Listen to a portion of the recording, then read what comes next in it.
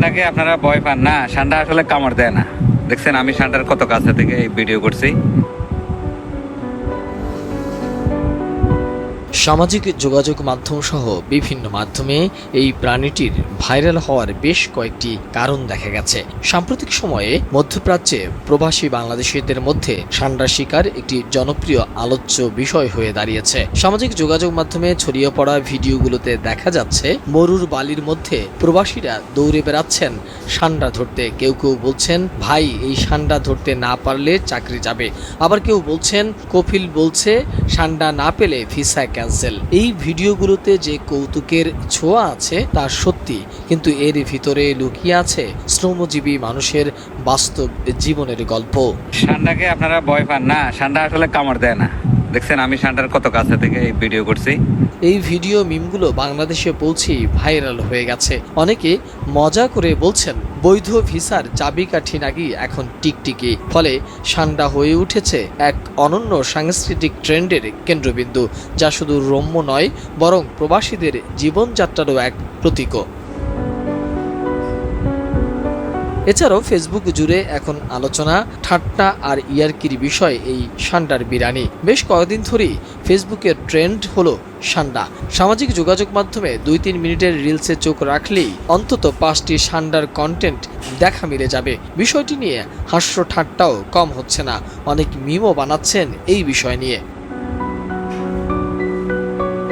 ষান্ডা হলো একটি টিকটিকি জাতীয় সরীসৃপ যার বৈজ্ঞানিক নাম ইউরোম্যাস্টেক্সি।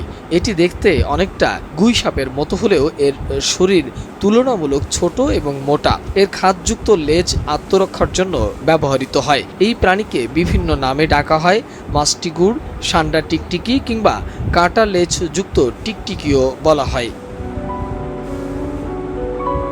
ষান্ডা নিয়ে জনপ্রিয় আরেকটি বিশ্বাস হলো ষান্ডার তেল। আয়ুর্বেদিক চিকিৎসায় ব্যবহৃত এই তেলকে অনেকে যৌন শক্তি বৃদ্ধির উপাদান হিসাবেও প্রচার করে থাকেন। যদিও বিজ্ঞানসম্মতভাবে এর কার্যকারিতার প্রমাণ মেলেনি, তবুও বাজারে এর চাহিদা রয়েছে। বিশেষ করে ভারত, পাকিস্তান, বাংলাদেশে কিছু অঞ্চলে হাটে গঞ্জে এই তেল বিক্রি হতেও দেখা যায়।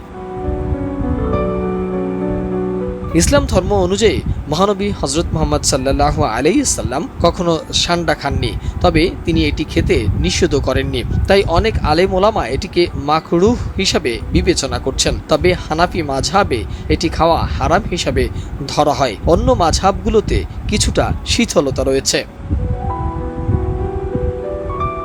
বাংলাদেশে এই ভাইরাল ট্রেন্ড ঘিরে মিশ্র প্রতিক্রিয়া লক্ষ্য করা গেছে। কেউ কেউ এটিকে নিছক হাস্যরসের অংশ হিসাবে দেখছেন, আবার কেউ কেউ বলছেন এটি অশোভন এবং বাংলাদেশি প্রবাসীদের মর্যাদাহানি করছে। অনেকেই বলছেন এই ভিডিওগুলো প্রবাসী জীবনের কষ্টের প্রতীক, যা তারা মিমের ভাষায় প্রকাশ করছেন। বিশেষজ্ঞরা বলছেন সোশ্যাল মিডিয়ার অ্যালগোরিদম অনেক সময় তুচ্ছ বিষয়কেও ভাইরাল করে তুলছে, যদি তাতে চমকপ্রদ বা কন্ট্রোভার্সিয়াল উপাদান থাকে। ষান্ডাকে ঘিরে ছড়ানো নানা গল্প, যেমন এটি শক্তি বৃদ্ধিকারী বা এর চাহিদা নাকি বিপুল দামে আন্তর্জাতিক বাজারে, এই ধরনের দাবি মানুষের আগ্রহ উস্কে দিচ্ছে।